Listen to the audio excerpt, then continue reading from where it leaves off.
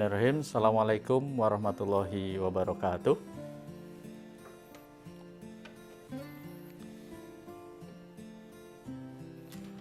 Alhamdulillahirrahmanirrahim. Amma ba'du, sahabatku sekalian yang berbahagia, berjumpa lagi dengan saya, Bang Sem, masih dalam edisi Sejarah Pendidikan episode kedua. Sahabatku sekalian, kalau di pertemuan sebelumnya kita berbicara pendidikan pada masa kerajaan-kerajaan Hindu-Buddha, maka pada episode kedua ini kita akan bicara pendidikan di Indonesia pada masa penyebaran Islam. Sahabatku sekalian yang berbahagia, pada permulaan abad ke-16 dan mungkin dalam abad ke-13, banyak masyarakat yang dulu memeluk agama Hindu kemudian memeluk agama Islam. Mungkin sekali agama Islam yang mereka peluk telah disesuaikan dengan keadaan adat istiadat. Dan lembaga Islam pada saat itu telah menjalankan fungsi dan perannya sesuai dengan tuntutan masyarakat pada zamannya. Adapun lembaga pendidikan di Indonesia pada zaman penyebaran Islam antara lain yaitu ada masjid, kemudian ada langgar, ada surau, di mana di hampir setiap desa di Pulau Jawa terdapat tempat peribadahan. Di tempat tersebut, umat Islam dapat melakukan ibadahnya sesuai dengan perintah agama. Tempat tersebut dikelola seorang petugas yang disebut amil, modin, atau lebay kalau di Sumatera. Pengajaran di langgar merupakan pengajaran permulaan. Sedangkan pengajaran di pesantren ditujukan kepada mereka yang ingin memperdalam ilmu ketuhanan. Sistem pengajaran itu terjadi dengan cara hufdelik atau individual, yaitu anak satu persatu maju ke hadapan guru, sedangkan anak yang lain menunggu gilirannya. Kalau dulu kita suka mengikuti kegiatan itu, kalau dalam bahasa Bogor, orang Bogor disebutnya sorogan mungkin ya. Kita juga dulu masih mengalami kegiatan seperti itu, di mana kita menghadap guru, kemudian teman-teman kita menunggunya. Ya. Ini merupakan sistem pembelajaran yang sudah dilaksanakan sejak zaman dulu. Kemudian, selain langgar, di Sumatera pun terdapat sekolah-sekolah agama yang semacam langgar dan pesantren. Sekolah-sekolah agama di Sumatera, khususnya di Minangkabau, ini disebut dengan surau, yang memberikan pelajaran permulaan dan pelajaran tinggi. Kemudian, istilah surau di Minangkabau ini sudah dikenal sebelum datangnya Islam. Sebagai lembaga pendidikan tradisional, surau menggunakan sistem pendidikan halakoh. Sistem pendidikan ini seperti yang digunakan di langgar. Ya, seperti yang tadi sudah kita gambarkan. Kemudian selanjutnya pesantren. Ya. Keberadaan pesantren khususnya di Jawa itu tidak bisa lepas dari peran Wali Songo. Ya. Dakwah Wali Songo berhasil mengislamkan Jawa karena metodenya yang mengkombinasikan aspek spiritual, Islam, dan mengakomodasi tradisi masyarakat setempat. Ya, ini sering kita jumpai ada beberapa kegiatan keagamaan yang memang dipadukan dengan budaya. Kemudian mereka, para wali songo, ini mendirikan pesantren sebagai tempat dakwah. Ya, tempat dakwah Islam ya, sekaligus sebagai proses belajar mengajar. Ya.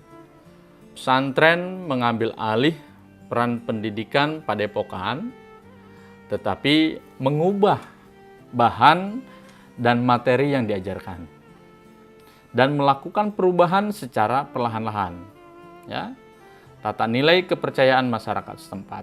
Jadi sistem padepokan yang dulu pernah dilakukan pada saat pendidikan zaman kerajaan Hindu Buddha, ya, ini masih diadopsi tetapi dengan perubahan-perubahan yang terutama perubahan dari bahan ajar atau materi.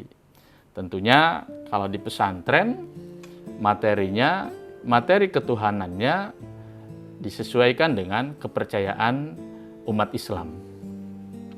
Kemudian istilah pesantren sendiri ini berasal dari kata pesantrian, ya, di mana kata santri berarti murid kalau dalam bahasa Jawa.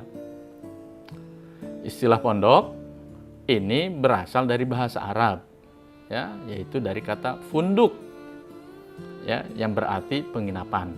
Ya. Sahabatku sekalian, ya, pendapat lain ada yang mengatakan ya, pesantren ini berasal dari kata santri. Kata santri ini berasal dari kata cantrik. Ya. Ini entah dari bahasa Sangsekerta atau bahasa Jawa, ya, yang berarti cantrik itu orang yang selalu mengikuti guru. Jadi kalau dalam bahasa pesantren ini taat, ya, manut ini. Kemudian ada juga yang berpendapat, ini menurut Sujoko Prasajo, ya, pesantren adalah ini lembaga pendidikan dari pengajaran agama, umumnya dengan cara non klasik, ya, di mana seorang kiai mengajarkan ilmu agama Islam pada para santri-santri berdasarkan kitab-kitab yang ditulis dalam bahasa Arab oleh ulama abad pertengahan. Kalau bahasa kita sering disebut dengan istilah kitab kuning, ya, itu karena memang kitabnya, ya, hampir rata-rata dicetak dalam kertas yang berwarna kuning, ya, sehingga disebut kitab kuning, atau ada juga yang mengistilahkan kitab gundul, ya, karena memang tidak dilengkapi dengan harokah biasanya penulisannya, ya. Kemudian, ya, di pesantren itu para santri biasanya tinggal di asrama atau di pondok, ya, di pondok di mana para pesantren itu mencari ilmu, para santri mencari ilmu. Kemudian, sahabatku sekalian yang berbahagia, ya, sebagai institusi pendidikan, pesantren pada mulanya merupakan penyiaran agama Islam kepada halayak ramai. Secara kultural dan pelan-pelan mengubah tradisi budaya yang berkaitan dengan pegangan agama sebelumnya dianut warga masyarakat. Yang di episode pertama kita sampaikan, ya, bahwa pada abad permulaan, ya, atau di abad ke-6 ini banyak masyarakat kita yang menganut agama Hindu atau Buddha, ya. Dan setelah masuk Islam, perlahan-lahan masyarakat kita pada akhirnya banyak menganut agama Islam. Ya. Dan salah satu lembaga yang berperan untuk menjadikan masyarakat menjadi berkeyakinan terhadap Islam, yaitu pesantren. Ya. Pesantren yang kemudian pada perkembangannya ini meluaskan garapannya, ya, tidak sekedar mengajarkan pelajaran agama, tetapi juga ikut andil dalam ajaran-ajaran pada nilai hubungan sosial, politik, ekonomi, dan budaya masyarakat. Seperti kita saksikan pada saat ini, banyak para pemimpin di negara kita, ya, para pemimpin di pemerintahan kita yang memang memiliki background pesantren, ya, karena memang pesantren perlahan-lahan memperluas garapannya yang semula hanya fokus di pelajaran agama, kemudian merambah juga mengajarkan terkait dengan hubungan sosial, politik, ekonomi, dan lain sebagainya. Kemudian setelah pesantren ada yang disebut dengan madrasah. Ya. Madrasah ini erat hubungannya dengan sosok seorang menteri dari dunia Arab yang bernama ini Nizam el-Mulk, ini abad ke-11. Ya. Sebagai pendiri lembaga pendidikan madrasah. Tokoh ini mengadakan pembauran atau penggabungan, ya, dengan memperkenalkan sistem pendidikan yang bermula bersifat murni teologi, ya, yaitu fokus mengajarkan ilmu ketuhanan dan menambah ilmu-ilmu yang bersifat keduniawian, ya, seperti astronomi, ya, atau ilmu perbintangan, kemudian dan ilmu obat-obatan. Ya, ini seperti madrasah yang bisa kita saksikan saat ini, ya, atau sekarang ini.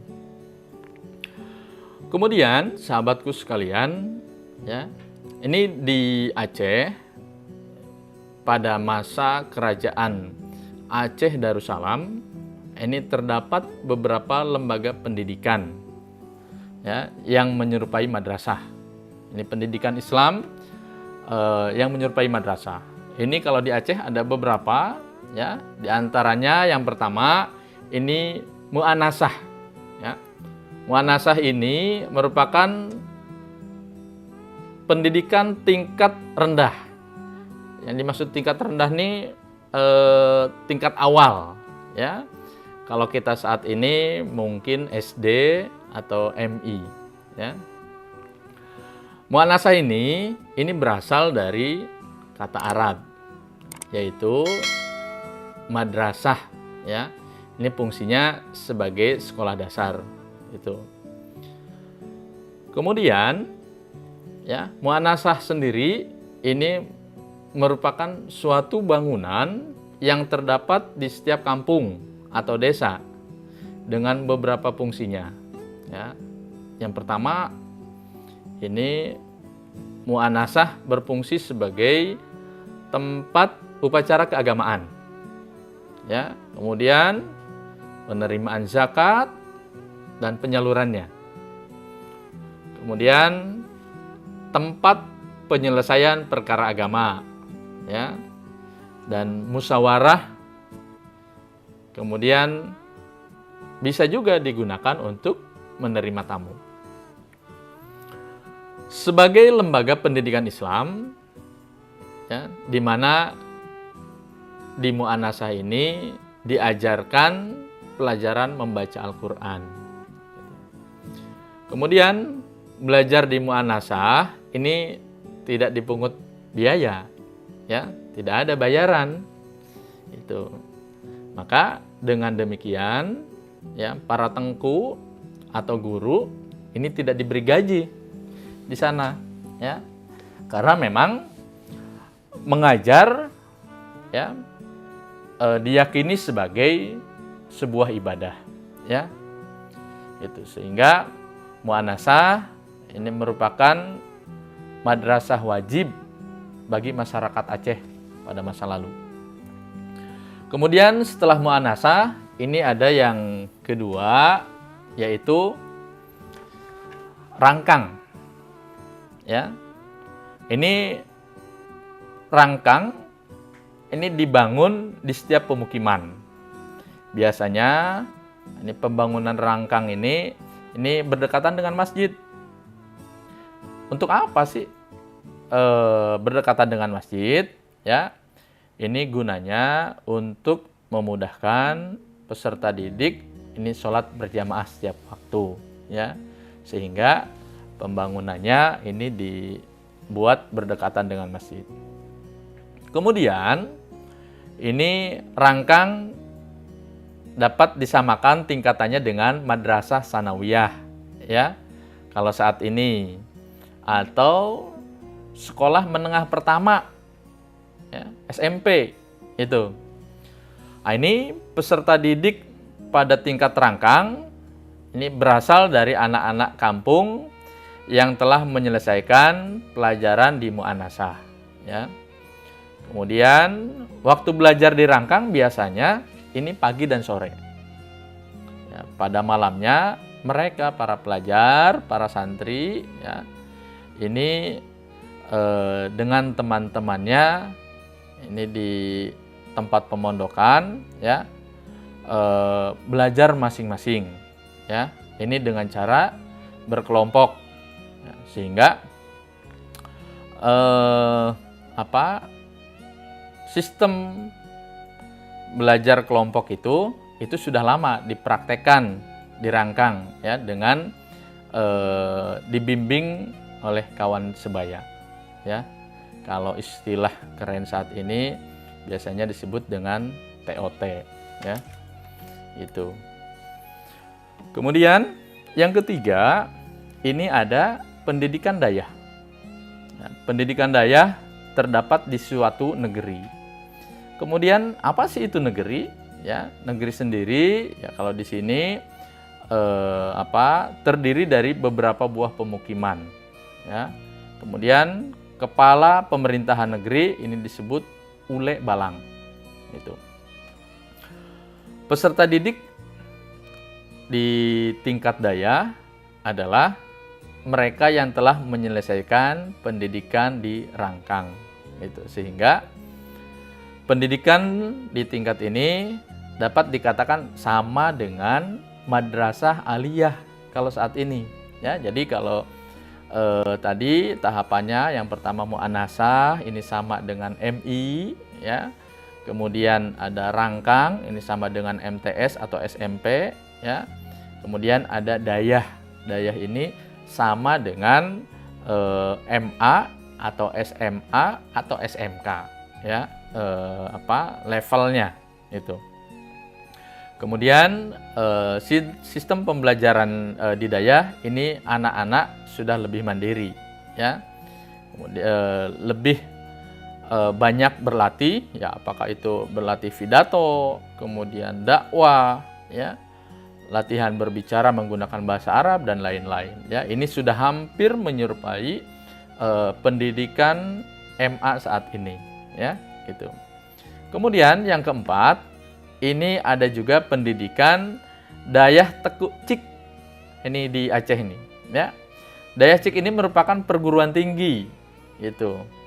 Jadi setelah tadi menyelesaikan pendidikan dayah, dilanjutkan ke Dayah Tekuk Cik, ya, yang mana Dayah Tekuk Cik ini perguruan tinggi Islam pada zaman itu, ya.